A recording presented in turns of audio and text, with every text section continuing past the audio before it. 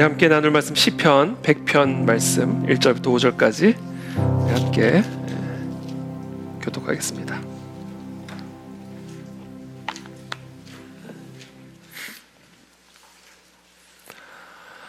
시편 100편 1절부터 5절까지 우리 한 절씩 여러분들이 교독하겠습니다. 저부터 읽겠습니다.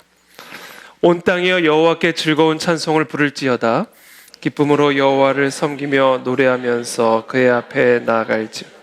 여호와가 우리 하나님이신 줄 너희는 알지어다. 그는 우리를 지으신 이요 우리는 그의 것이니 그의 백성이요 그의 기르시는 양이로다. 감사함으로 그의 문에 들어가며 찬송함으로 그의 궁정에 들어가서 그에게 감사하며 그의 이름을 송축할지어다. 함께 읽습니다. 여호와는 선하시니 그의 인자하심이 영원하고 그의 성실하심이 대대에 이르리로다. 아멘. 네, 우리 오늘 시편 100편은 정말 딱 한번 묵상해도 너무 우리 마음에 기쁨이 되고 또 즐거움이 되는 그런 말씀입니다. 오늘 여호와가 우리 하나님이신 줄 알지어다 라는 주제를 가지고 오늘 함께 말씀 나누겠습니다. 1절 말씀 보면 온 땅이여 여호와께 즐거운 찬송을 부를지어다 이렇게 명령을 하고 있죠. 지금 시편 기자의 마음속은 즐거움으로 충만한 상태입니다. 이 즐거움이 얼마나 충만한지 온 땅을 향하여 여호와께 즐거운 찬송을 부르라 이렇게 외치고 있고 명령하고 있습니다. 아니 그렇게 기쁘고 즐거우면 혼자 기뻐하고 말 일이지 도대체 왜 온 땅을 향하여 여호와께 즐거운 찬송을 부르라 이렇게 외치고 명령하고 있는 것일까요? 우리는 여기서 기쁨과 즐거움, 즉 희락의 감정이 지니고 있는 아주 중요한 특징을 하나 발견하게 됩니다. 여러분, 사람이 진짜 기쁨, 진짜 즐거움을 맛보게 되면 나 혼자 그 기쁨을 맛보는 것으로는 만족할 수가 없게 됩니다. 이게 진짜 기쁨과 진짜 즐거움이 우리에게 가져다주는 현상입니다. 반드시 그 남들도 그 기쁨을 맛보기를 원하게 되어 있어요. 이게 진짜 기쁨과 진짜 감정의 특징입니다. 그래서 제가 정말 기쁘잖아요. 뭐를 먹었는데 진짜 기쁘다. 그냥 대충 마시는 건 혼자 먹습니다. 근데 진짜 맛있으면 같이 먹고 싶어요. 이게 특징이에요. 마치 아무리 단단한 금속이라 할지라도 용광로 안에 들어가게 되면 물처럼 녹아버리게 되는 것처럼 이 즐거움과 기쁨이라고 하는 이 감정 안에는 인간의 이 이기적이고 탐욕적인 본성은 물론이거니와 인간 안에 존재하는 다양한 타락한 본성들을 물처럼 녹여내어 수증기처럼 사라지게 만드는 아주 강력한 힘이 있습니다. 이게 기쁨과 즐거움이라고 하는 감정, 진짜 기쁨, 진짜 즐거움이라는 감정이 갖고 있는 힘이에요. 그래서 사람 안에 진짜 기쁨과 진짜 즐거움이 충만해지면, 진짜 희락의 감정이 내 안에 충만해지면 내 안에서 어떤 현상이 일어나는 줄 아세요? 사람이 의로워집니다. 사람이 선해져요. 그뿐만 아니라 그 즐거움을 나 혼자 누리는 것으로는 만족이 되지를 않아가지고 이 땅의 모든 사람들이 내가 지금 경험하고 있고 지금 내 안에 충만한 즐거움과 기쁨을 동일하게 똑같이 맛볼 수 있기를 강렬하게 소망하고 열망하게 되어 있어요.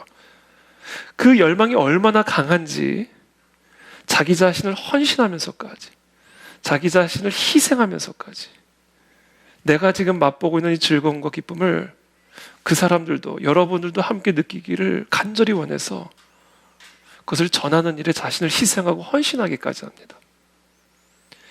이게 우리 안에 진짜 즐거움이 들어오고 진짜 기쁨이 들어오면 나타나는 현상이에요.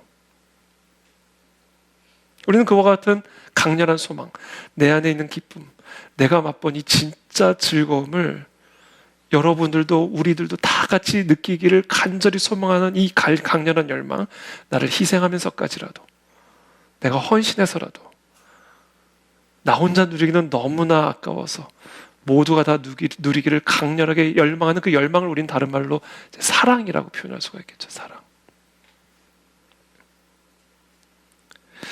그래서 여러분, 우리가 진짜 즐거움을 맛보고 우리 안에 진짜 기쁨이 있으면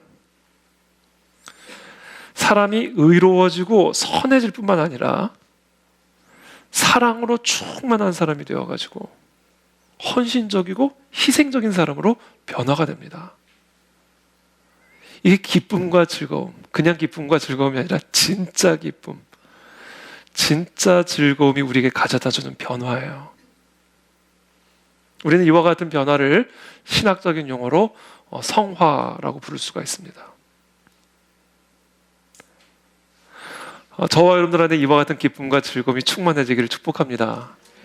의로운 사람으로의 변화, 선한 사람으로의 변화, 희생적이고 헌신적인 사랑의 사람으로의 변화는요, 가르쳐줘서 되는 것도 아니고 강요한다고 되는 것이 아니라 내 안에 진짜 기쁨과 즐거움이 충만해지면 자연스럽게 나오는 현상들이에요.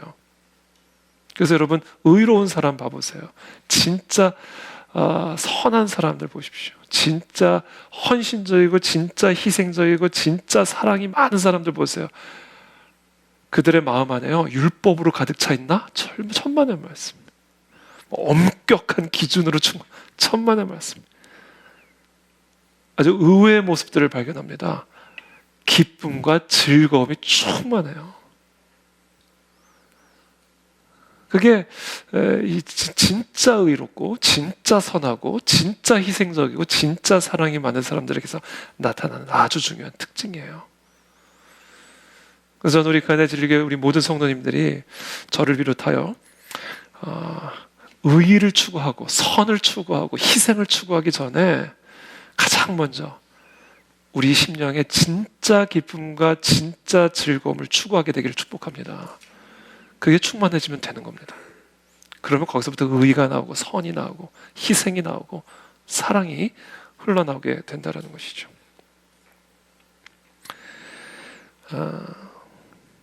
바로 예수님이에요. 예수님은요, 파티보이로 소문이 났던 분이에요. 세리랑 파티보이. 저는 예수님을 만나면 어떤 느낌일까? 되게 의외의 인물이실 것 같아요. 우리가 생각하는 예수님은 막 크덤하고 나 예수야 이런 느낌일 것 같잖아요. 농담도 한마디 하면 안 될 것 같고. 근데 가만히 보면 애들도 막 가고 소경도 막 거침없이 가고 세리들도 막 달려가는 걸 보면요, 예수님은요 되게 접근하기 쉬웠던 사람이었을 것 같아요. 진짜 아무나 갈 수 있는 사람, 아무하고나 대화할 수 있는 사람.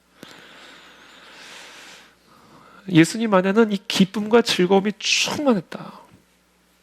예수님 되게 즐거운 분이었고 되게 기쁘신 분이었다. 거기서부터 바로 예수 그리스도의 의의가 나왔고 선이 나왔고 죽기까지 희생할 수 있는 헌신이 나왔다. 왜? 그 기쁨을 우리들도 맛보기를 원하셨기 때문에. 그게 진짜 기쁨의 능력입니다. 그래서 저는 오늘 본문을 묵상하면서 딱 1절에서 걸렸어요. 1절을 그냥 계속 묵상했어요.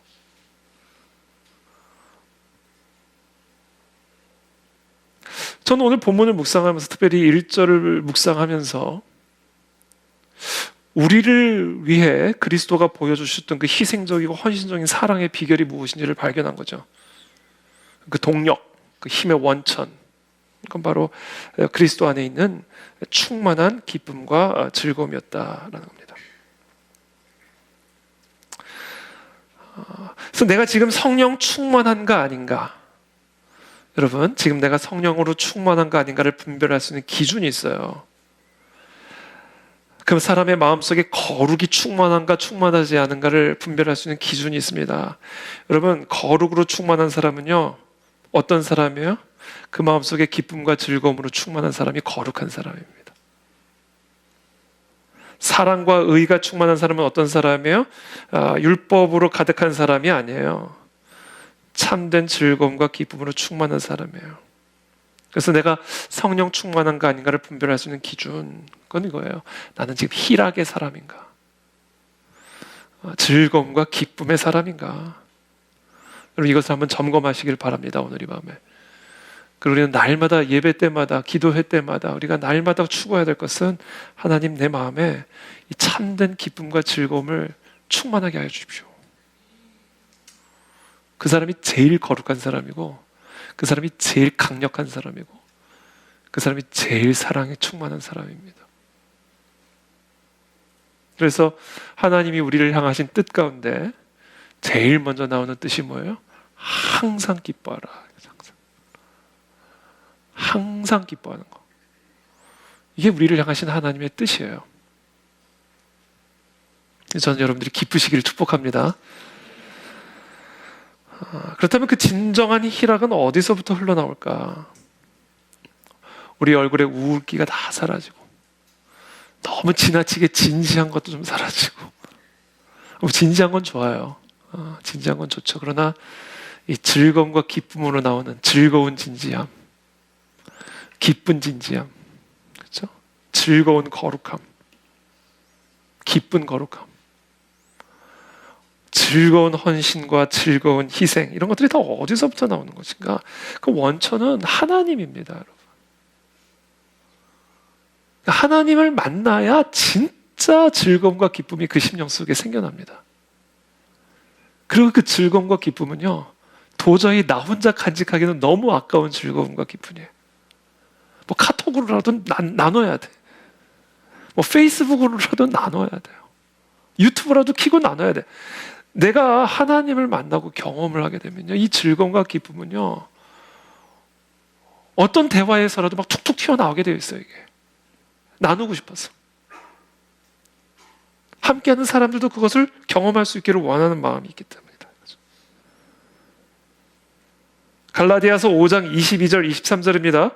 오직 성령의 열매는 사랑과 희락과 화평과 오래 참음과 자비와 양선과 충성과 온유와 절제니 이 같은 것을 금지할 법이 없느니라. 자, 희락은 뭐예요? 성령의 열매예요. 성령 하나님을 만났을 때 나타나는 열매입니다. 하나님의 나라는 먹는 것과 마시는 것이 아니요 오직 성령 안에 있는 의와 평강과 희락이라. 하나님이 내 안에 임하시면, 하나님의 통치가 내 심령 속에 임하시면 어떤 현상들이 나타난다고요?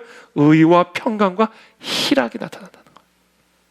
이 희락은 먹고 마시는 것에서 느끼는 희락이 아니에요. 우리가 먹고 마실 때도 희락이 있죠. 그러나 그런 희락이 아니에요.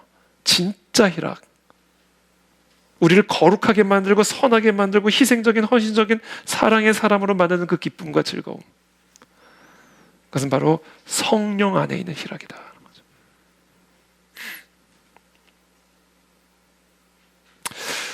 육적인 희락도 분명히 희락입니다. 그렇죠? 먹고 마시고 놀고.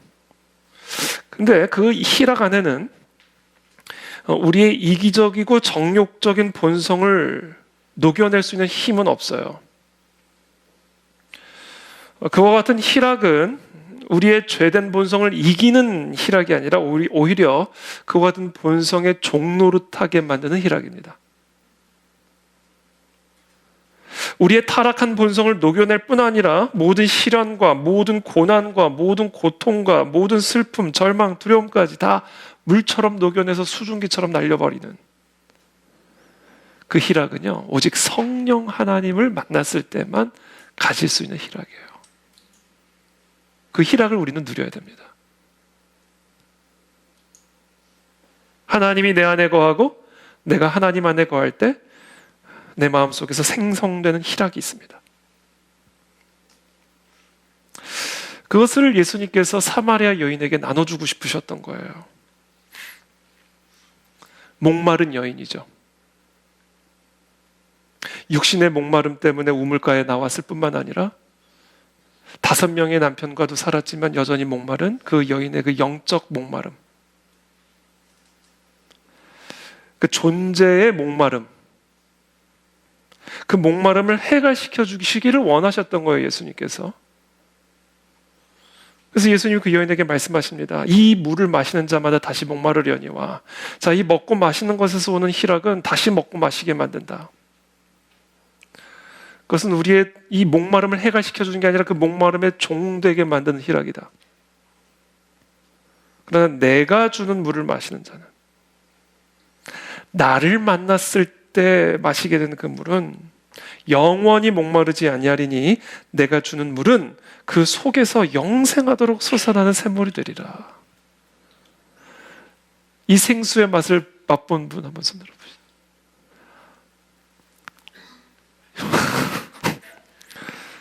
교회 맞죠? 여러분 너무 겸손하셔가지고 손을 밑으로 드시는 경향이 있는데 우리가 다 그 경험을 해봤잖아요. 네.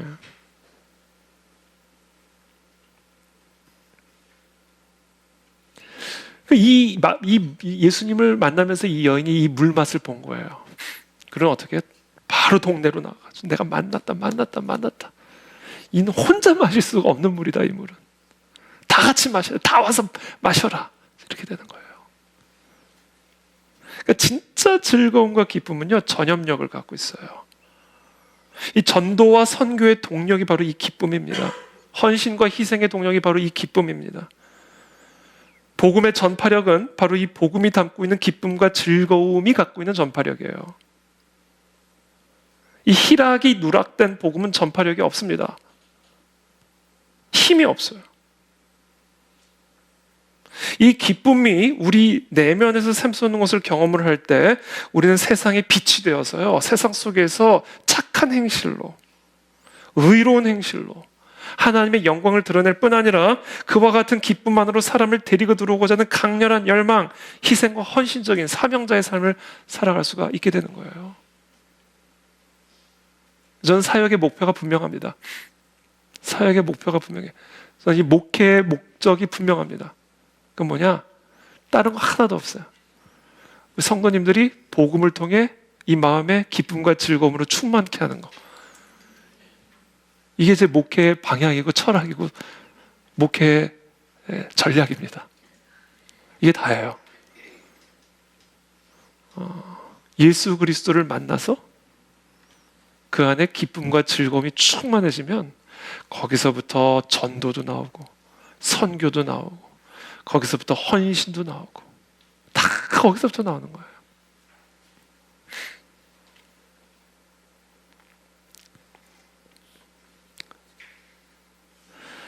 그래서 제가 저를 위해서 기도를 할 때 항상 무엇을 위해? 하나님, 제 안에 이 복음으로 인한 하나님을 만난 것으로 인한 기쁨과 즐거움이 항상 충만하게 하셔서 제 모든 설교와 모든 티칭과 모든 나눔과 모든 교제가 내 안에 있는 기쁨과 즐거움을 나누고 싶어서 안달난 사역이 되게 해주십시오.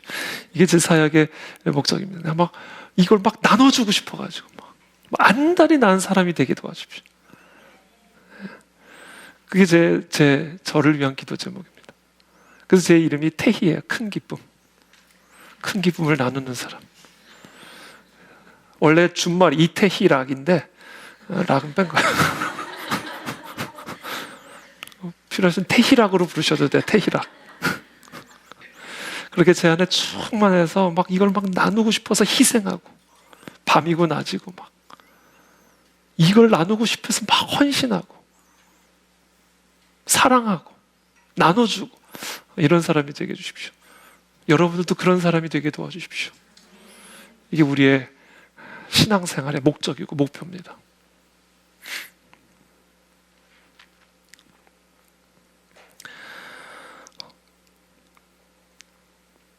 시편 기자, 오늘 이 시편 기자의 마음속에는 바로 그와 같은 희락으로 충만했던 거예요. 그래서 지금 온 땅이여 다 여호와께 즐겁게 찬송할지어다.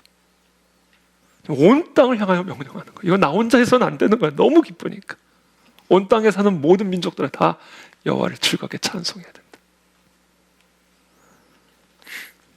그러면서 2절에 이렇게 말합니다.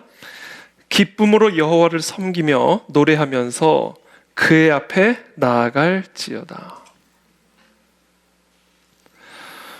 우리의 마음속에 이 여호와로 인한 기쁨이 충만하게 되면요, 또 어떤 현상이 나타나냐면 우리가 하는 모든 일들이 여호와를 섬기는 일이 됩니다. 여호와로 인한 기쁨으로 내가 충만하잖아요. 이 설거지도 내가 여호와를 섬기는 일이 되는 거예요. 그렇게 돼요. 아주 작고 하찮은 일이라 할지라도, 그것이 아무리 세속적인 일이라 할지라도, 먹든지 마시든지 무슨 일을 하든지 하여튼 내 안에 여호와로 인한 기쁨이 충만하면요, 사람하고 악수하는 것조차도 여호와를 섬기는 일이 되는, 모든 일이 다 하나님의 영광을 위해서 하는 일이 되는 거예요. 그렇게 돼요. 존재 자체가.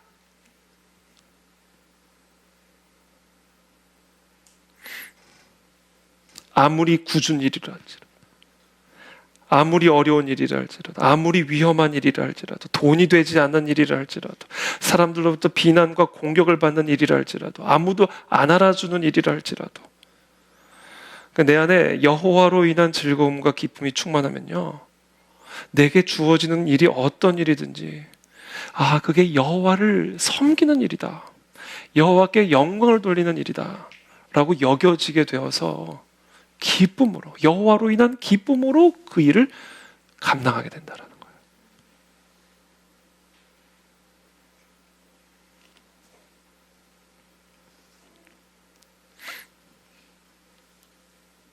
이게 우리가 하나님의 임재를 날마다 체험하면서 사는 삶입니다. 하나님의 임재를 날마다 하는 모든 일이 하나님을 위해서 하는 일이 되니까. 그 마태복음 25장에 보면 그 달란트 비유가 나오죠. 5달란트, 2달란트, 1달란트 비유가 나옵니다.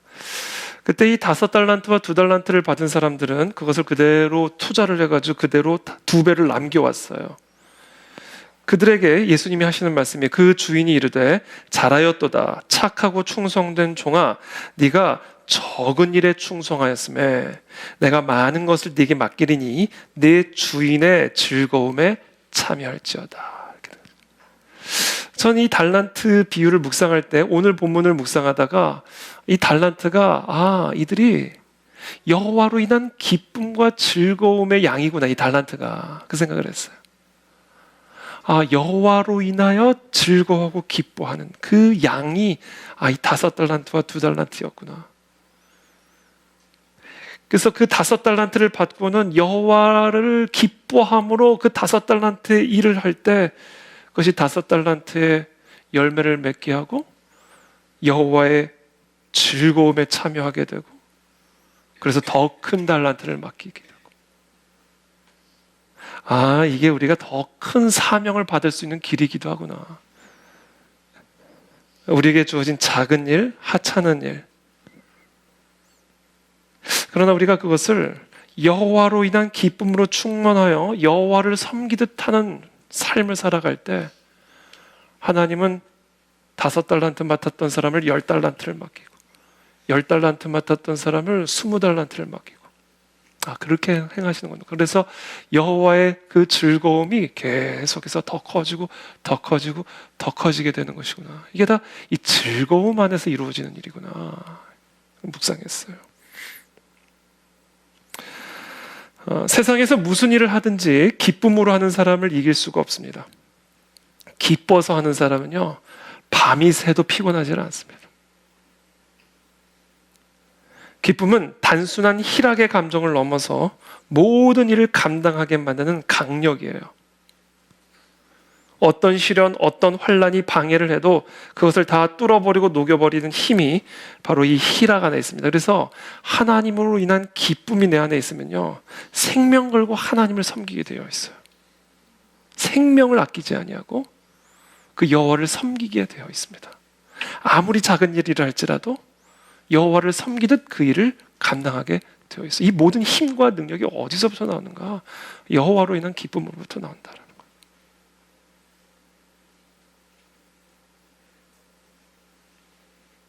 바로 이것이 우리 성도들에게 나타나야 할 아주 합당한 삶의 모습입니다. 그래서 저는 오늘 어떻게 하면 구체적으로 이와 같은 희락이 내 안에 충만해질 수 있을까? 그 방법을 여러분들과 함께 나누고자 합니다. 3절의 말씀입니다. 우리 한번 다 같이 함께 읽어보겠습니다. 시작.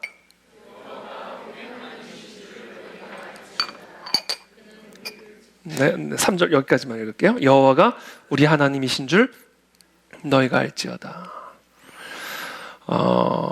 이 즐거움과 기쁨으로 우리가 충만해지기 위해서 우리가 반드시 알아야 할 것은 여호와가 바로 우리 하나님이시라는 사실을 알아야 됩니다. 바로 이것이 모든 즐거움과 기쁨의 근원이에요. 자, 먼저 여호와가 우리 하나님이시라는 것을 알기 위해서 먼저 우리가 해야 하는 여호와가 어떤 분인가를 알아야 됩니다. 자, 여호와는 어떤 분이에요? 3절에 계속 나오죠. 그는 우리를 지으시니요. 우리는 그의 것이니 그의 백성이요 그의 기르시는 양이로다. 자, 여호와는 우리를 지으신 분이에요. 제가 오늘 집중적으로 나누고자 하는 말씀이 바로 이 말씀입니다. 여호와는 우리를 지으신 분이라는 걸 여러분들이 아셔야 돼요. 거기서부터 기쁨과 즐거움이 나옵니다. 예레미야서 1장 4절부터 5절에 보면 하나님이 예레미야에게 하시는 말씀이에요. 여호와의 말씀이 내게 임하니라 이르시되 내가 너를 모태에 짓기 전에 너를 알았고 네가 배에서 나오기 전에 너를 성별하였고 너를 여러 나라의 선지자로 세웠노라. 자, 여호와가 우리를 지으셨다라는 것은 지금 이 예레미야서의 말씀에 세 가지로 나옵니다. 여호와께서 우리를 지으셨다. 첫 번째, 그것은 무엇으로 말인가? 너를 알았다. 하나님이 나를 아신다. 이게 우리를 지으신 하나님이에요. 하나님이 나를 아십니다. 전능하신 하나님이 나를 아십니다. 자, 하나님이 나를 아신다는 얘기는 뭐예요? 하나님이 내 이름을 아신다. 전능하신 하나님, 만왕의 왕이신 우리 하나님이 나의 이름을 아신다. 그리고 나의 이름을 부르신다.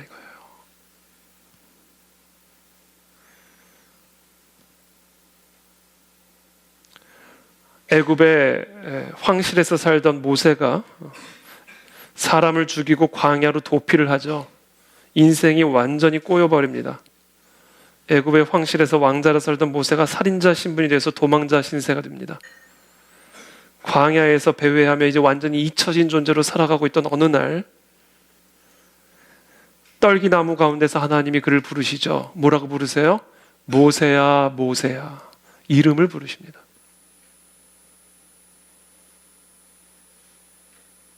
예수님께서 길을 걸어가시다가 삭개오를 만납니다. 삭개오는 모든 사람들로부터 비난을 받고 깊이 인물이었어요. 키가 작아서 그랬는지 뽕나무로 올라가가지고 예수님 오신다는 소식을 듣고는 예수님을 먼 발치에서라도 좀 보고 싶어가지고 뽕나무에 올라가 있는데 글쎄 예수님이 삭개오야 삭개오야 이렇게 부르십니다. 그것도 이름을 부르는 것도 모자라가지고 내가 오늘 너의 집에 들어가야 되겠다. 급히 내려와 즐거워하며 영접하거늘. 즐거움이 샘솟죠. 그러니까 언제 우리 안에서 샘솟는지 아세요? 하나님이 나를 아신다. 하나님이 나의 이름을 부르신다. 그 하나님이라는 사실을 우리가 기억할 때 우리 안에 즐거움과 기쁨이 올라오게 되는 것이죠. 하나님 우리의 이름을 아십니다, 여러분. 자, 나의 이름을 부르신다는 얘기는 뭐예요? 하나님이 나를 잘 아신다. 나의 상황을 아신다. 이 지금 상황 속에서 내가 느끼고 있는 감정을 알고 계신다. 하나님은 지금 내 생각을 아신다. 하나님 나의 연약함도 아신다. 나의 강점도 알지만 약점도 아신다. 나의 아픔도 아신다. 아무도 모르는 나의 상처도 주님은 아신다. 내가 왜 그렇게 반응하고 내가 왜 그러는지 하나님은 나를 아신다. 나의 외로움도 아신다. 사람은 나를 이해하지 못하고 사람은 나를 잘 모르지만 하나님은 아신다. 여러분, 우리가 하나님을 만났을 때 경험하게 되는 게 뭐냐면요, 하나님이 나를 아신다 이거예요. 야, 누구하고도 나누지 않은 그거를 하나님이 알고 말씀을 해주시는 거예요. 거기서 즐거움과 기쁨이 확 생겨. 하나님이 나를 아시는구나. 여러분, 하나님은 남모를 우리의 눈물과 상처와 아픔과 연약함을 생각을 다 알고 계십니다. 그게 우리가 하나님이 우리의 이름을 부르신다 이것의 의미예요. 삭개오야, 삭개오야. 사람들이 다 피하죠, 삭개오를. 근데 사람들이 많이 있는 곳에서 마치 들으라는 듯이 이름을 부르셔요. 예? 난생 처음 만나는 분이. 먼 발치에서라도 보면 영광인 그분이 내 이름을 부르셔. 그것도 무슨 내가 네 집에 들어가야 되겠다. 삭개오가 얼마나 기뻤을까 생각이 듭니다. 나다나엘을 예수님이 만나시죠. 나다나엘은 매우 예수님에 대해서 냉소적이었던 사람이에요. 나사렛에서 무슨 선한 것이 나겠느냐 했던 사람입니다. 근데 나다나엘이 예수님께로 나갑니다. 예수께서 나다나엘이 자기에게 오는 것을 보시고 그를 가리켜 이르시되 보라, 이는 참으로 이스라엘 사람이라 그 속에 간사한 것이 없도다. 거짓이 없다는 얘기예요. 나다나엘이 이르되 어떻게 나를 아시나이까? 예수께서 대답하여 이르시되 빌립이 너를 부르기 전에 네가 무화과나무 아래에 있을 때 보았노라. 그때 나다나엘이 안 거예요. 당신은 하나님의 아들이십니다.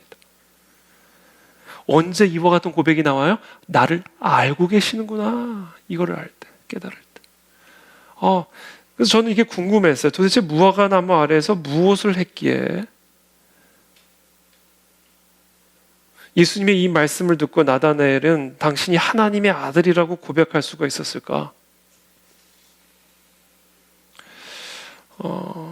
이 무화과나무 아래에서 거짓되지 않은 무언가를 했던 것 같아요. 그 무화과나무 아래에서 어떤 일을 하는 것을 보고는 예수님이 나다나엘을 보고는 말씀하시는 거예요. 아무도 없었겠죠. 분명히 그 자리에 아무도 없었던 거예요. 무화과나무 아래. 누구도 나를 보는 사람이 없었어요. 근데 거기서 간사하지 않은, 거짓되지 않은 무슨 행위를 했던 것 같아요.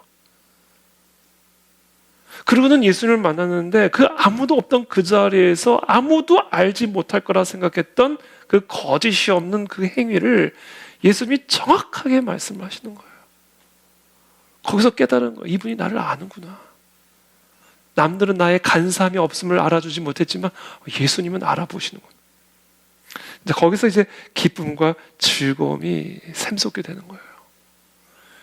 여러분 때로는 사람들이 여러분들을 안 알아주고 때로는 사람들이 우리를 정말 어떻게 보면 무시하고 나의 수고와 헌신과 희생을 사람들이 제대로 인정해주지 않는 것 같은 그런 섭섭한 마음, 그런 마음들이 있을 때 여러분 기억하십시오. 주님은 다 보고 계시고 다 알고 계신다라는 거예요. 이게 나다나엘이 경험한 예수님이었던 것 같아요. 간사함이 없는 그 모습을 예수님이 칭찬하시죠. 이처럼 우리 하나님은 우리를 아시는 분이라는 거예요. 우리를 지으셨다는 얘기는 하나님이 우리를 알았다, 아신다라는 얘기예요. 또 하나님이 우리를 아신다는 얘기는 무슨 얘기인가? 하나님이 나를 아시는 분이기 때문에 그래서 나의 유일한 해답이 되시는 분이 바로 우리 하나님이시다라는 얘기입니다. 나를 지으신 분이 나를 치유해 주실 수가 있습니다. 나를 이해하시는 분이 나의 힘이 되어 주실 수가 있습니다. 나를 지으신 분이 나를 살게 할 수가 있습니다. 그래서 하나님은 나의 필요를 아시고 그 필요에 대한 해답을 주시는 분, 그분이 바로 우리를 지으신 분이다. 마태복음 6장 8절에 보면 예수님 말씀하십니다. 그러므로 그들을 본받지 말라. 구하기 전에 너희에게 있어야 할 것을 하나님 너희 아버지께서 아시느니라. 아신다. 우리를 지으신 분은요, 우리가 무엇을 필요로 하는지를 구하기도 전에 이미 알고 계시는 분이에요. 그래서 여러분, 기도는요, 정보 전달의 목적이 있는 게 아니에요. 하나님이 나의 필요를 아신다라는 것에서 출발해야 됩니다. 그러므로 우리의 올바른 기도라는 건 어떤 거예요? 구체적인 정보 전달에 있는 것이 아니라 나의 필요를 알고 계신 그 하나님이 나의 필요를 채워주실 것이다라는 확신으로 말미암은 즐거움과 기쁨으로 나가는 게 이 기도의 본질적인 태도고 자세가 되어야 됩니다. 그래서 구한 것은 이미 받은 것으로 알라 그러셨잖아요. 감사함으로 아뢰라 그렇게 얘기하시잖아요. 그러니까 우리는 우리의 기도가 어떻게 돼야 되냐면, 여러분, 조마조마하면서 받을 수 있을까 받을 수 없을까 조마조마한 마음으로 기도하고 간구하는 게 아니라, 하나님은 나의 필요를 알고 계시기 때문에 하나님은 그 필요를 채우시는 분이다라는 확신에 찬 즐거움과 기쁨으로 구하는 거예요. 이게 기도다.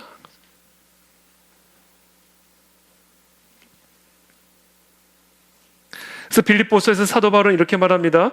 주 안에서 항상 기뻐하라. 내가 다시 말하노니 기뻐하라. 너희 관용을 모든 사람에게 알게 하라. 주께서 가까우시니라. 아무것도 염려하지 말고 다만 모든 일에 기도와 간구로 너희 구할 것을 감사함으로 하나님께 아뢰라 이거예요. 그러니까 여러분 기도를 할 때요, 기쁨과 즐거움으로 감사함으로 기도하셔야 됩니다. 이게 믿음입니다. 하나님은 우리를 지으신 분이시기 때문에 우리를 책임지시는 분이시요 우리의 모든 문제의 유일한 해답을 갖고 계신 분입니다. 그분은 우리의 필요를 알고 계시고 우리의 문제를 알고 계시는 분이다. 그래서 여러분 기도는 억지로 할 게 아니라 즐거움으로 해야 된다. 나의 부족함을 아실 뿐 아니라 그 부족함을 채워주실 분이시기 때문에 기쁨과 즐거움으로 하나님께 간구해야 된다는 것이죠. 예레미야에게 말씀하시죠. 내가 너를 짓기 전부터 너를 알았고, 그 다음에 두 번째 뭐라고 얘기해요? 너를 성별하였고. 예레미야에게 하시는 말씀이죠. 네가 배에서 나오기 전에 너를 성별하였고. 이게 우리를 지으신 하나님이에요. 우리를 지으신 하나님은 우리를 성별하신 하나님입니다. 하나님은 나를 지으셨을 뿐 아니라 나를 알고 계실 뿐 아니라 나를 거룩하게 구별하셨다. 이걸 아셔야 돼요. 여기서부터 기쁨과 즐거움이 흘러나옵니다. 자, 하나님이 나를 지으시고 나를 거룩하게 구별하신 이유가 무엇일까? 나를 지으신 목적이 있기 때문입니다. 나를 지으신 그 목적을 위해 구별하신 것입니다. 그러므로 목적이 없는 인생은 없습니다. 하나님은 저와 여러분들 모두를 하나님의 특별한 목적을 위해 지으셨습니다. 그래서 우리는 그 목적대로 살아갈 때 가장 즐겁고 행복할 수가 있습니다. 저는 우리 그 안에 즐겨리 모든 성도님들이 우리를 지으신 그 목적을 깨닫고 그 목적을 따라가는 인생이 되기를 축복합니다. 직업을 따라가는 인생이 아니라 어떤 생계를 따라가는 인생이 아니라 하나님이 나를 지으신 그 목적이 분명히 있거든요. 어떤 사명이 있거든요. 한 사람도 예외가 없이. 나를 지으신 하나님은 나를 거룩하게 구별시키신 하나님이에요. 왜요? 하나님이 쓰시고자 하는 목적이 있기 때문에.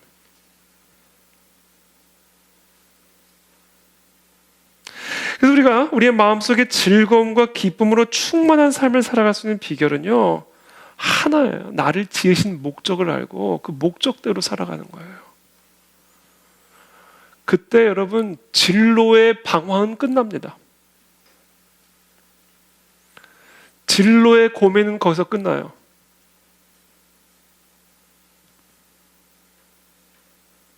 제가 변호사 일을 할 때 서울법대 나와서 판사 출신의 변호사들도 진로 고민하는 걸 보고는 이 진로 고민을 안 할 사람이 없겠구나 이 생각. 네? 서울법대 판사 출신의 변호사면 무슨 진로 고민이 있을까요? 근데 진로 고민을 하더라고요. 그 진로 고민을 하는 이유가 뭔지 아세요? 자기가 하는 일에 기쁨이 없어요. 자기가 하는 일에 기쁨이 없으니까 이걸 하면 좀 기쁠까? 저걸 하면 좀 기쁠까?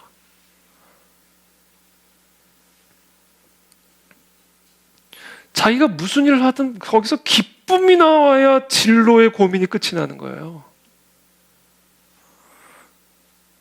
근데 뭐 아무리 많은 일을 하고 사람들이 아무리 부러워하는 일을 해도 내가 기쁘지 않으면 진로 고민은 끝이 나질 않는 겁니다.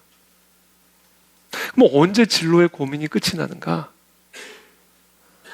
하나님이 나를 지으신 그 목적을 깨닫고 그 목적을 따라갈 때 진로의 고민은 끝이 납니다.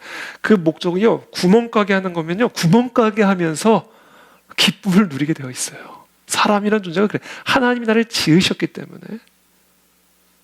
그 지으신 목적이 무엇이든 그 목적을 따라 살 때만 사람은 기쁨을 누리며 살 수가 있습니다. 그게 뭐든지 상관없어요. 그게 뭐든지.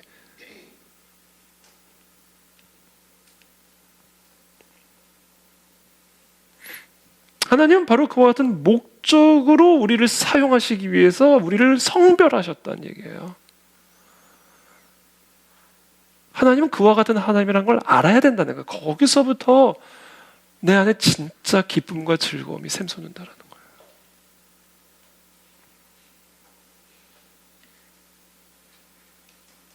저는 여러분들이 하나님의 목적대로 쓰임받는 인생이 되기를 축복합니다. 모세는요, 할아버지가 돼가지고 부름받았어요.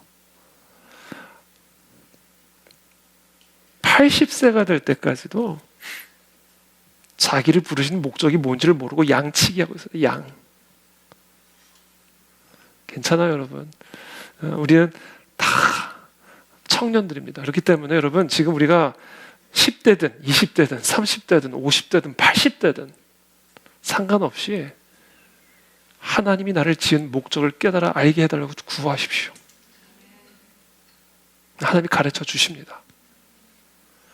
그리고 그 목적대로 좌로나 우로나 치우치지 말고 그 목적대로 가십시오. 그럼 단 1년을 더 살아도 지난 80년을 산 것과는 비교가 할 수 없는 기쁨과 즐거움과 만족으로 살게 될 거다. 단 1년을 더 살아도.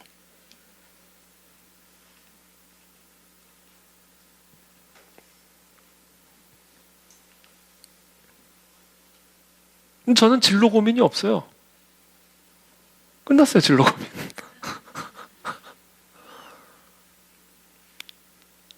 전 여러분들도 그런 진로 고민이 다 끝나게 되길 축복합니다.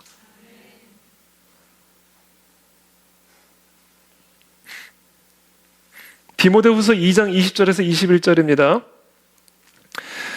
큰 집에는 금그릇과 은그릇뿐 아니라 나무그릇과 질그릇도 있어 귀하게 쓰는 것도 있고 천하게 쓰는 것도 있나니 그러므로 누구든지 이런 것에서 자기를 깨끗하게 하면 귀히 쓰는 그릇이 되어 거룩하고 주인의 쓰심에 합당하며 모든 선한 일에 준비함이 되리라. 여러분, 우리가 하나님의 목적을 깨닫고 그 목적대로 살아가는 인생이 되려면요, 하나님이 그와 같은 목적을 위해서 우리를 성별하셨기 때문에 우리가 성별해야 합니다. 스스로를. 하나님이 나를 사용하실 수 있는 그릇이 돼야 돼요. 그러니까 하나님이 나를 하나님의 목적을 위해서 성별하신 것을 여러분들이 안다면 이제 여러분들이 하셔야 될 일이 뭐냐면 내가 그 하나님의 목적대로 쓰임을 받는 인생이 될 수 있도록 나 스스로를 거룩하게 구별시키셔야 된단 말이에요. 여기 보면 큰 집에는 금그릇도 있고 은그릇도 있고 나무그릇도 있고 질그릇도 있다는 거예요. 그래서 우리 집에도 다 그렇잖아요. 우리 집에도 가면 금그릇, 은그릇, 귀한 손님 오실 때 나오는 그릇과 그냥 우리 식구들끼리 먹을 때 나오는 그릇, 종이 그릇 뭐 이런 거 있잖아요. 식구들끼리는 종이 그릇 안 쓰나요? 우리 집만 그러나? 농담이에요. 농담이에요.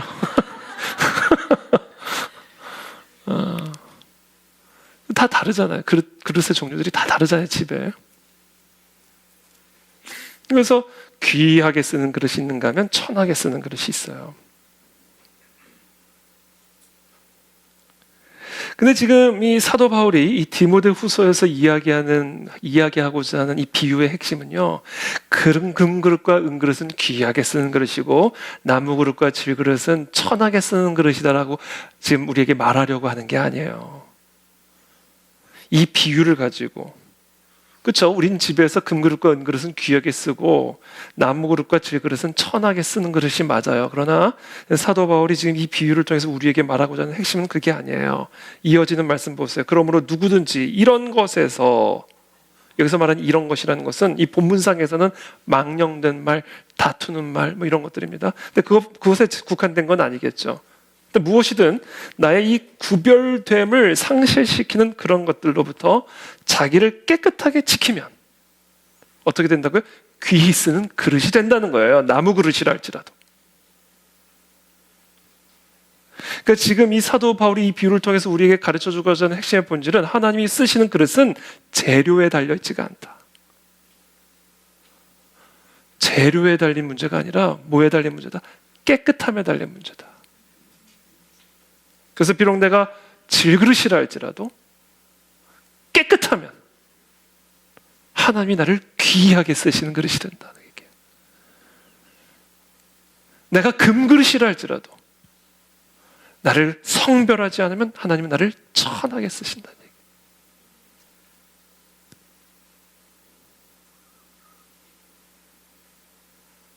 그 재료, 그러니까 그릇의 구별됨은 그릇의 재료에 달려 있지 않다는 거예요.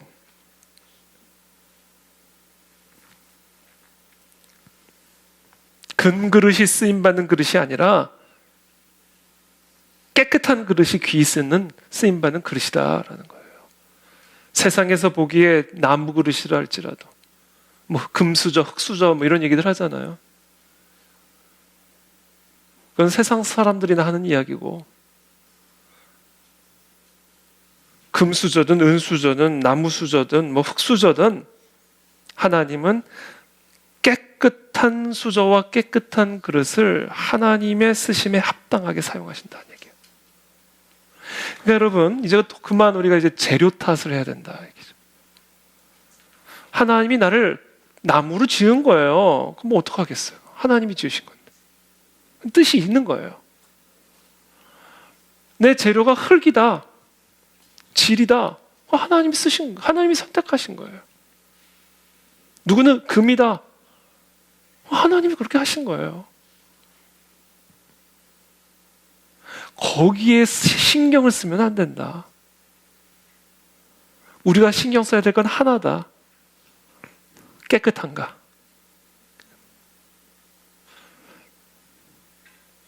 거룩하게 성별되어 있는가?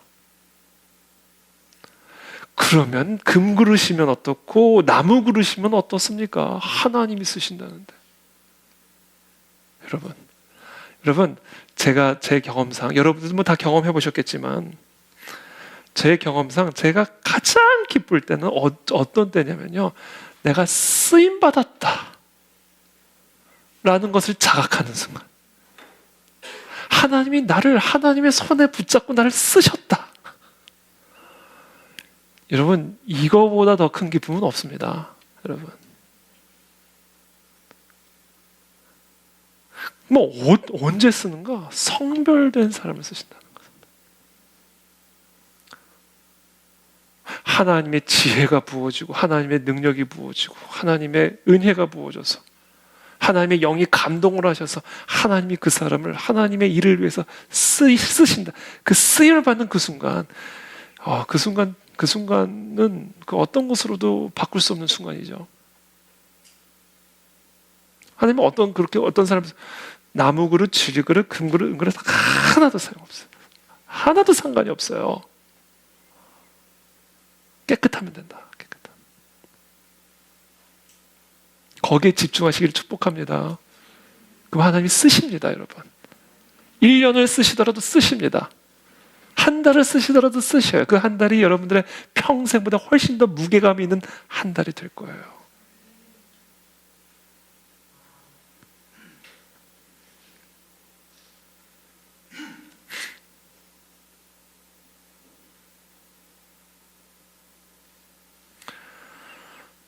제가 알고 있는 흙수저 중에 흙수저, 제가 알고 있는 질그릇 가운데 질그릇, 한 사람이 있어요. 저 빼고. 닉 부이치치라는 사람입니다. 닉 부이치치. 혹시 아세요? 닉? 닉 아세요? 닉? Do you know 닉?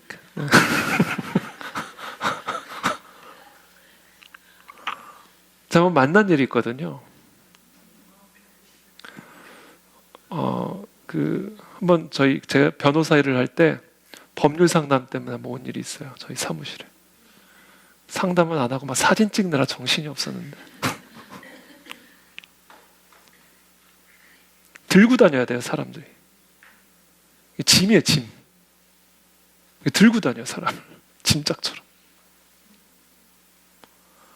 들고 다니지 않으면 한 발자국도 움직일 수가 없어요. 뭐 한 발자국이란 건 그거 좀 그렇고, 요만한 무슨 정말 무슨 뭐 정말 무슨 닭다리 같은 뭐가 나와 있어 이렇게 이게 발인데 이걸 가지고 막 이렇게 왔다 갔다 해요. 근데 사지가 다 없는 거죠. 저는 세상에서 이보다 더 질그릇을 본 일이 없어요. 아니, 적어도 우리는 팔다리는 있잖아요. 적어도. 네? 이분이 제가 온누리교회에서 한번 집회를 하는데 그 집회에 제가 온누리 제 부목사일 때 이제 와서 이제 집회를 하는데 제가 그날 이제 성전에 이제 들어가는데 그 교회 옆에 한 젊은 청년 같았어. 구걸을 하고 있더라고요. 교회 옆에서. 무슨 이렇게 뭐 돗자리 같은 거 펴놓고 구걸을 하고 있더라고요. 그리고 들어가서 이제 그분의 강의를 듣는데 이제 그분은 이제 사지가 없는데 희망을 가져라, 소망을 기뻐해라, 환경을 보지 마라. 기쁨은 마음에서부터 흘러나오는 것이다. 사람들과 비교하지 말라. 다 쓰임받는 그릇들이 다 다르다. 뭐 그러면서 사람들 막 자살하지 마라.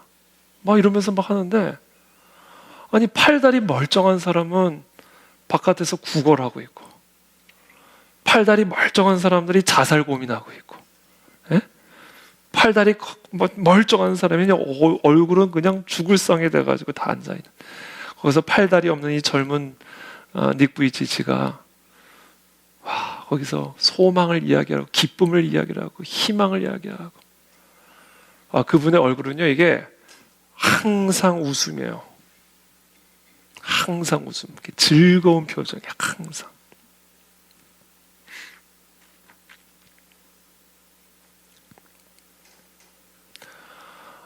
그러니까 여러분 우리가 팔다리가 없어도 거룩하게 성별만 되면 하나님이 지으신 목적이 다 있기 때문에 귀하게 쓰신단 말이에요.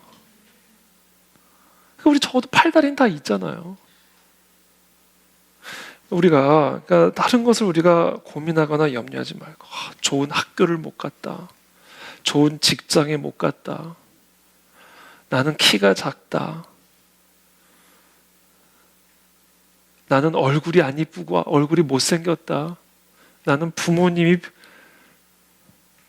같지 않다. 뭐 별하별 환경과 상황들이 다 있을 수 있잖아요. 나는 어린 시절부터 상처를 너무 많이 받았다. 하여튼 별하별 상황들이 다 있을 수 있잖아요. 근데 이제 거기에 더 이상 초점을 맞출 게 아니라 나를 거룩하게 만드는 일, 하나님이 나를 쓰실 수 있는 그릇으로 만드는 일에 집중을 하셔야 돼요. 왜냐하면 하나님이 나를 그렇게 지으셨기 때문에 그래요. 그리고 하나님이 그렇게 나를 지으셨을 때는 그것을 통해서 쓰시고자 하는 목적이 있기 때문입니다. 닉 부이치치처럼 팔다리 없는 그 사람을 통해 팔다리 있는 사람을 위로하는 그 목적을 가지고 그 사람을 그렇게 지으신 거예요. 실수가 아니에요. 나 그때 깜빡 졸아가지고 너 팔 빼먹었다 이게 아니에요. 디자인이 그런 거예요. 디자인이. 그 디자인을 인정하고 거기에 맞게 성별할 때 그 디자인으로 하나님이 쓰시는 거예요. 하나님의 손에 금그릇이 있다고 그 금그릇이 귀하게 쓰임받습니까? 아니면 질그릇이 들어가 있다고 그 질그릇이 천하게 쓰임받습니까? 하나님의 손에 있는 건데, 예? 하나님 안에 손에 있으면요, 하나님의 쓰임을 받으면요, 그거는 이 세상 그 무엇과도 비교할 수 없는 존귀한 쓰임이에요.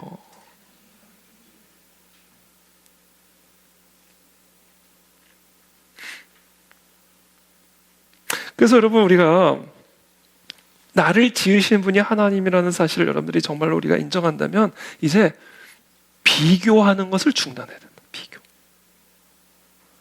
이 사람은 저렇고 나는 저렇고 그 사람은 저렇고 이 비교하는 것을 중단. 이게 나를 더럽혀요. 하나님이 나를 지으셨고 나를 이렇게 지으신 이유는 하나님이 쓰시기 위한 어떤 목적을 가지고 나를 이렇게 지으셨기 때문에 나는 그 목적을 위해서 스스로 거룩하게 구별되는 일에 힘을 쓰리라, 이렇게 결단하시기를 축복합니다. 하나님이 우리를 존귀하게 쓰십니다.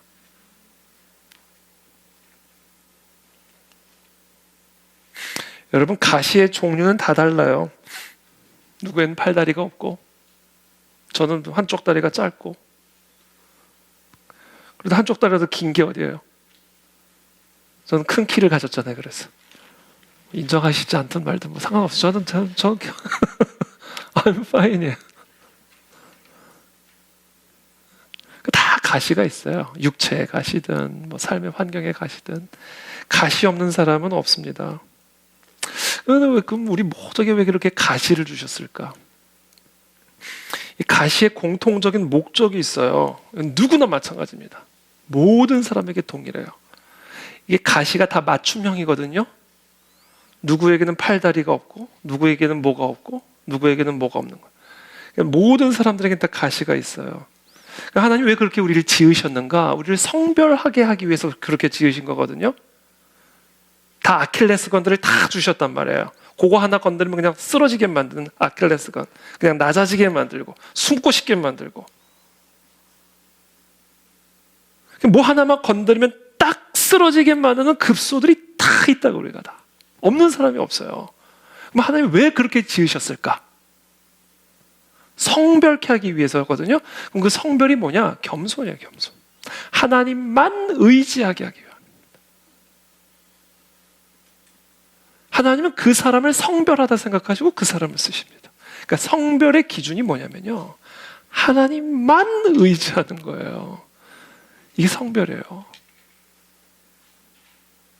그래서 하나님 우리를 그렇게 성별하게 하여 쓰시기 위해 다 모든 사람들에게 보이는 또는 보이지 않는 아킬레스건들을, 급소들을, 가시들을 다 주셨습니다. 저도 있고 여러분들도 있고 다 있어요.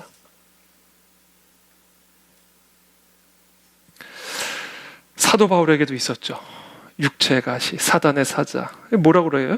여러 계시를 받은 것이 지극히 크므로 너무 자만하지 않게 하시려고 내 육체의 가시고 사단의 사자를 주셨으니 이는 나를 쳐서 너무 자만하지 않게 하려 하심이라. 이게 우리 모두에게 공통이 되는 하나님을, 우리를 성별하기 위해서, 하나님이 나를 하나님의 목적에 귀하게 쓰시려면 하나님만 의지하는 사람이 되어야 되는데, 우리 인간의 본성은요, 그냥 조금만 뭐 돼도 막 붕 뜨게 돼 있어요. 자만하게 돼 있단 말이에요. 그 우리 모두의 공통적인 특징이에요. 그래서 하나님이 그 자만 속에 붕 떠오르지 아니하도록 모든 사람들에게 보이는 또는 보이지 않는 가시들을 하나씩 다 찔러 놓은 거예요. 그래서 이렇게 풍선이 불러가지고 이렇게 막 붕 떠올라 그러면 그거 톡 그냥 다시 붕. 하나님만 하나님. 다 그런 게 있다고 우리 안에. 하나님은 그런 사람을 쓰시는 거예요. 그래서 사도 바울이 이렇게 고백합니다. 나에게 이르시기를 내 은혜가 네게 족하도 내가 그렇게 널 지었다 얘기해요. 내가 너를 그렇게 디자인을 했다. 팔, 다리 없게 디자인을 했다. 그 이유가 뭔지 아느냐? 내 능력이 너의 약한 데서 온전해짐이라. 그러므로 도리어 크게 기뻐함으로, 갑자기 기쁨이 샘솟는 거 이걸 깨닫자. 나의 여러 약한 것들에 대하여 자랑하리니 이는 그리스도의 능력이 내게 머물게 하려 함이라. 그러므로 내가 그리스도를 위하여 약한 것들과 능력과 궁핍과 박해와 곤고를 기뻐하노니 이는 내가 약한 그때 강함이라. 그래서 여러분, 우리를 약하게 만든 그 문제들을요, 여러분 기뻐하시기를 축복합니다. 그게 우리를 거룩하게 만드는 거예요. 그게 우리를 하나님만 의지하게 만드는 겁니다. 그리고 하나님은 그런 사람을 쓰신다.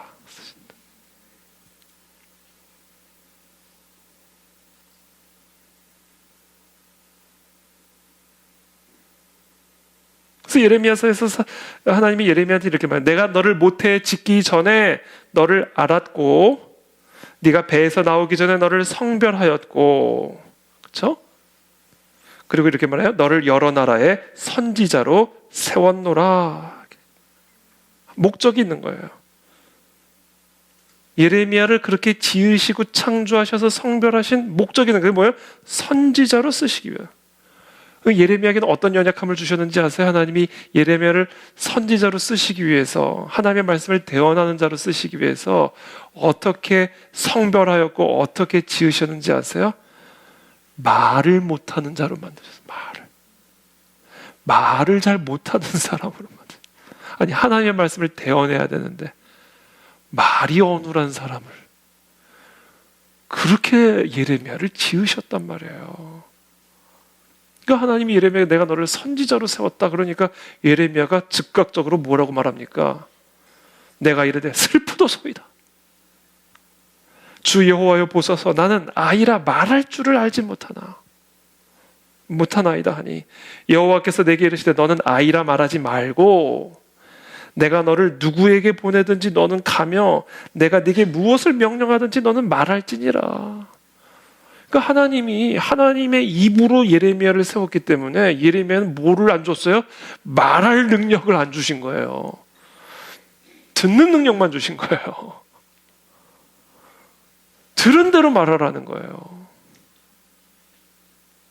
이게 하나님이 우리 모두에게 아킬레스건을 주신 이유예요. 아니, 사역해야 되는데 가시 주셔가지고 사역 못하게 만든 거, 사도 바울을. 막 배 타고 다니고 막 여기저기 다녀야 되는데 막 한 걸음 걸으면 숨이 차고, 막 설교하러 올라가기 전에도 막 좁아 어떻게 될까? 설교하다 쓰러지면 어떡하나? 이런 상태로 만들어 버린 거예요. 그럼 도대체 왜 그렇게 디자인을 하셨는가? 하나님만 의지하게 하시기 위합니다.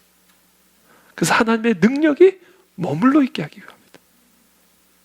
그래서 나는 나의 약함을 기뻐한다, 이거예요.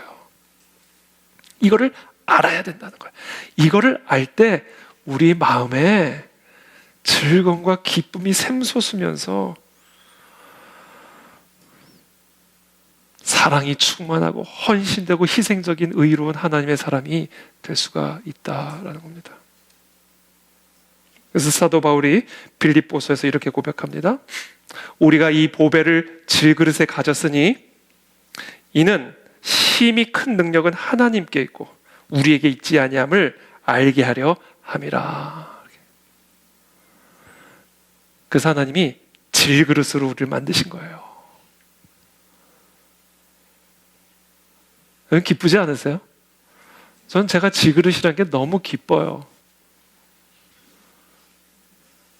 제 안에는 이런저런 종류의 다양한 연약함들이, 가시들이 진짜 기쁩니다. 돌이켜보면 그게 없었으면 내가 하나님을 의지했을까? 내게 그게 없었으면 내가 하나님의 사명을 깨달아 알 수가 있었을까?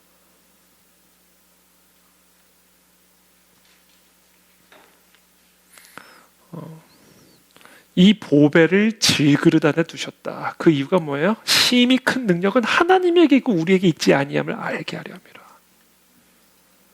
여러분, 이것을 더 깊이 깨달아 알 때 우리 마음 안에는 더 큰 기쁨과 즐거움이 샘솟게 되어 있습니다. 그래서 우리의 삶은 단순해요. 뭐만 하면 돼요? 하나님만 의지하는 삶이에요. 이겁니다, 여러분. 하나님만 의지하는 거예요. 아침에 일어나서 하나님만 의지함으로 하루를 시작하는 겁니다. 그래서 저는 아침에 일어날 때마다 말씀을 읽는데 요새는 제가 항상 읽는 말씀이 있어요. 이제 고정적으로. 시편 146편의 말씀이에요. 이 말씀만 읽고 나면요, 막 마음에 즐거움이 막 샘솟아요.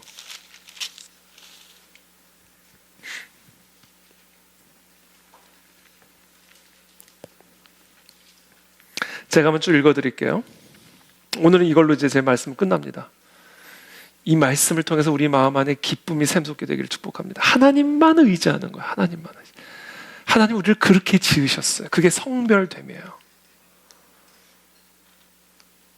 할렐루야, 내 영혼아 여호와를 찬양하라. 나의 생전에 여호와를 찬양하며 나의 평생에 내 하나님을 찬송하리로다. 그러면서 이렇게 말해요. 귀인들을 의지하지 말며 도울 힘이 없는 인생도 의지하지 말지니 그의 호흡이 끊어지면 흙으로 돌아가서 그날에 그의 생각이 소멸하리로다. 야곱의 하나님을 자기의 도움으로 삼으며 여호와 자기 하나님에게 자기의 소망을 두는 자는 복이 있도다. 여호와는 천지와 바다와 그 중에 만물을 지으시며 영원히 진실함을 지키시며 억눌린 사람들을 위해 정의로 심판하시며 줄인 자들에게 먹을 것을 주시는 이시로다. 여호와께서는 갇힌 자들에게 자유를 주시는도다. 여호와께서 맹인들의 눈을 여시며 여호와께서 비굴한 자들을 일으키시며 여호와께서 의인들을 사랑하시며 여호와께서 나그네들을 보호하시며 고아와 과부를 붙드시고 악인들의 길은 굽게 하시는도다. 이 모든 일을 하시는 분은 우리 여호와 하나님이시다. 시온아, 여호와는 영원히 다스리시고 내 하나님은 대대로 통치하시리로다. 할렐루야. 귀인들을 의지하지 말라는 거예요. 도울 힘도 없는 인생 의지하지 말라는 겁니다. 하나님만을 하나님을 자기의 도움으로 삼는 자에게 복이 있다. 아침마다 저는 이 말씀 묵상해요. 오늘도 제가 해야 할 일, 오늘도 제가 모든 감당해야 될 것, 사람들을 만날 때마다 하나님 내 힘으로 만나지 않게 하시고 하나님이 주시는 힘으로 만나게 하시고 하나님이 주시는 사랑으로 만나게 하시고 하나님이 주시는 지혜로 만나게 하시고 나를 의지하지 말고 하나님만 의지하게 하시고 하나님이 주시는 능력으로 오늘도 하루를 살아가게 도와 주시옵소서. 이게 성별이에요. 하나님은 그런 사람을 쓰신단 말이에요. 147편, 그 다음 전 147편으로 또 넘어가요.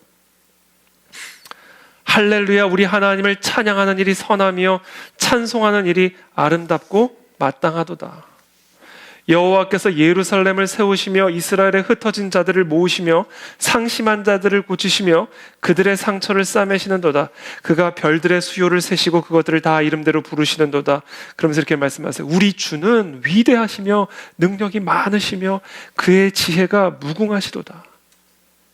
여호와께서 겸손한 자들은 붙드시고 악인들은 땅에 엎드러뜨리시는도다. 감사함으로 여호와께 노래하며 수금으로 하나님께 찬양할지어다. 그러면서 10절에 이렇게 말씀하세요.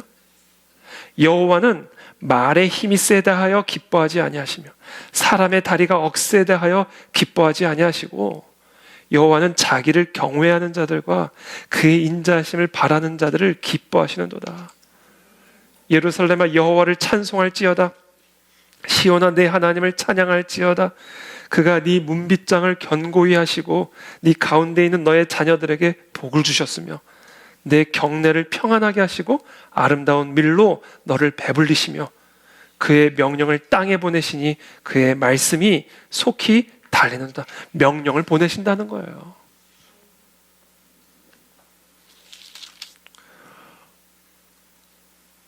이 말씀을 다 묵상하면요, 하나님이 이렇게 말씀을 보내세요. 제 마음에 기쁨을 보내십니다. 즐거움을 보내세요. 소망을 보내셔요.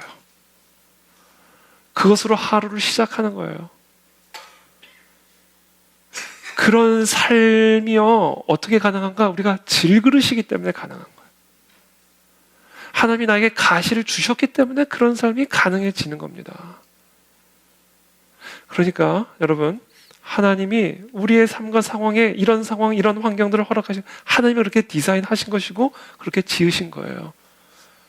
그러므로 그것을 통해서 우리가 해야 할 일은 뭐다? 하나님만을 의지하는 자가 되는 겁니다. 하나님만을 의지하는 자는요, 항상 이 하나님의 말씀을 의지하는 자예요. 제가 막 이 기쁨을 여러분들과 나누고 싶어가지고 8장 한 번만 더 읽고 끝낼게요. 이거 사랑이에요, 이거 여러분. 아멘. 네. 잠언 8장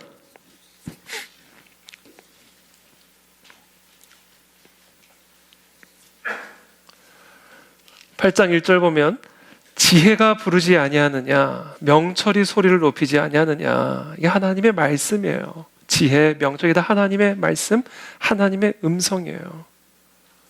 그 음성이 우리를 부르고 있고 우리에게 소리를 높이고 있다라는 거예요. 그가 길가의 높은 곳과 내 거리에 서며 성문 곁과 문어기와 여러 출입하는 문에서 불러 이르되 사람들아 내가 너희를 부르며 내가 인자들에게 소리를 높이노라. 어리석은 자들아 너희는 명철할지라 미련한 자들아 너희는 마음이 밝을지니라 라고 지금 우리들에게 외치는 거야. 우리가 가는 곳마다 들어라 들어라 들어라. 지혜가 소리를 높이고 있다. 6절에 너희는 들을지어다 내가 가장 선한 것을 말하리라. 내 입술을 열어 정직을 내리라. 내 입은 진리를 말하며 내 입술은 악을 미워하느니라. 그러면서 14절에 이렇게 말씀하세요. 내게는 계략과 참 지식이 있으며 나는 명철이라. 내게 능력이 있으므로 나로 말미암아 왕들이 치리하며 방백들이 공의를 세우며 나로 말미암아 재상과 존귀한 자 곧 모든 의로운 재판관들이 다스리느니라. 나를 사랑하는 자들이 나의 사랑을 입으며 나를 간절히 찾는 자가 나를 만날 것이니라. 부귀가 내게 있고 장구한 재물과 공의도 그러하니라. 21절에 이는 나를 사랑하는 자, 하나님의 말씀, 이 말씀을 사랑하는 자가 재물을 얻어서 그 곳간에 채우게 하려 함이니라. 여러분 말씀에만 붙어 있어 보세요. 여러분 곳간에 재물이 채워집니다.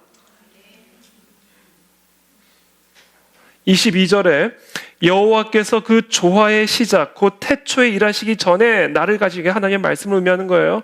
만세 전부터 태초부터 땅이 생기기 전부터 내가 세움을 받았나니 아직 바다가 생기지 아니하였고 큰 샘들이 있기 전에 내가 이미 났으며 산이 세워지기 전에 언덕이 생기기 전에 내가 이미 났으니. 이게 하나님의 말씀이에요.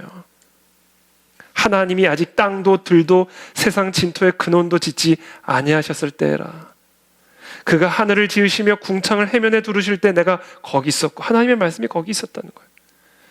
그가 위로 구름 하늘을 견고하게 하시며 바다의 샘들을 힘있게 하시며 바다의 한계를 정하여 물이 명령을 거스르지 못하게 하시며 또 땅의 기초를 정하실 때 내가 그 곁에 있어서 창조자가 되어 날마다 그의 기뻐하신 바가 되었으며 항상 그 앞에서 즐거웠으며 사람이 거처할 땅에서 즐거워하며 인자들을 기뻐하였느니라. 하나님의 말씀이라는 곳에 이와 같은 즐거움과 기쁨이 넘쳐납니다.